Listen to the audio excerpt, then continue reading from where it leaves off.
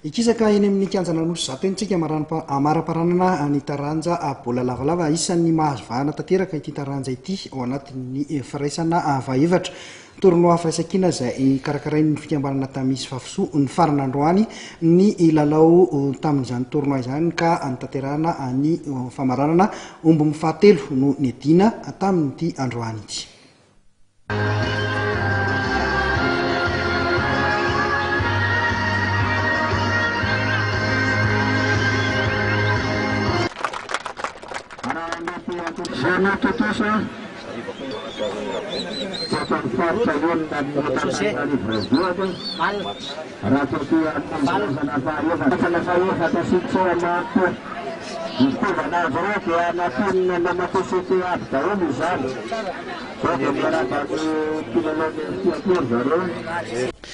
Tao anatin'ny lanonana miavaka no nentin'ny fikambanana fafisoa sy ny tami namarana ny tournoi fankatiavana ho an'ny taranja baolina lavalava tetsy amin'ny kianjana nosy zato io tolakandro io.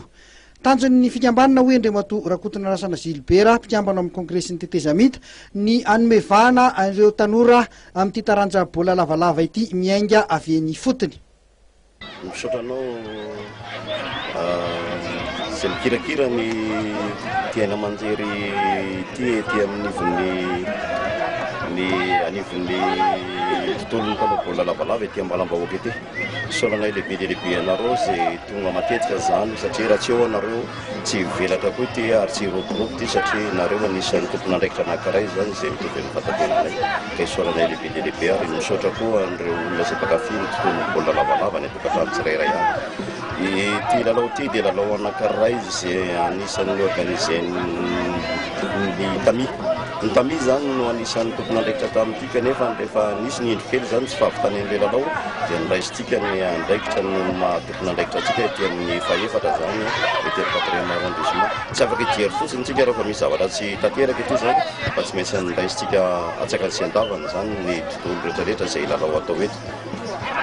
Nanolotritsika ny amboara, nanolotritsika ny fanamina hoentina anatanterahana an'ity isan'andro satria fataontsika izay zavatra izay ary mbola nitaterahantsika ihany androany eo amin'ity famaranana anankiray. Manahoana no avy taranja baolina lavalava raha ety amin'ny firaisana fahaefatra fahitanao azy manokana indrindra ity kianja ety amin'ny nosy zato ity anisan'ny mahazo vahana amin'izao. Marina dia marina mihitsy izay teninao izay fa hoady eo zao hoe matoa ety efa misy an'izany hoe roapolo amby zato ny fileovana zany izay misy ety amin'ity 4e arrondissement ity na ao anatin'ny section na mbola tsy ao anatin'ny section dia fahita zany fa tena miroborobo fatratra. Mendrika ireo zany raha raha maso ary mendrika ireo zany raha mba hotolorana na ara moraly na ara materiel zany entina manatanteraka zany satria ny aty anatin'ny quartier ihany indray no tonga an'ireny équipe nationale sy tonga an'ireny grands équipe reny ka mendrika izy raha ohatra ka hoe raha maso mandrakariva ary ansina ny tolo-tanana avy aty amin'ny tena mino sy manotena fa tsy ho ambaka ny rehetrarehetra ny ety amin'ny 4e arrondissement fa n'ity fitopilalaovana ity dia mety anana izany hoe Champions League anankiroa na telo ny ety amin'ny 4e arrondissement. Ity arahantsika amin'ny sary ity ary dia ny lalao famaranana teo amin'ny FTAM sy ny FTAT. Ny FTAT teto no nivoaka mpandresy tamin'ny 2025 ka nandrombaka ny omby mifaha.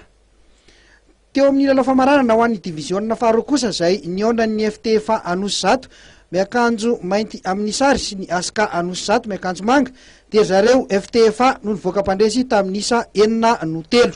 Teo amin'ny diviziona fahatelo kosa dia ny Balami no nibata ny omby mifaha rehefa nandresy ny 15 kompandifa tamin'ny isa 5-4.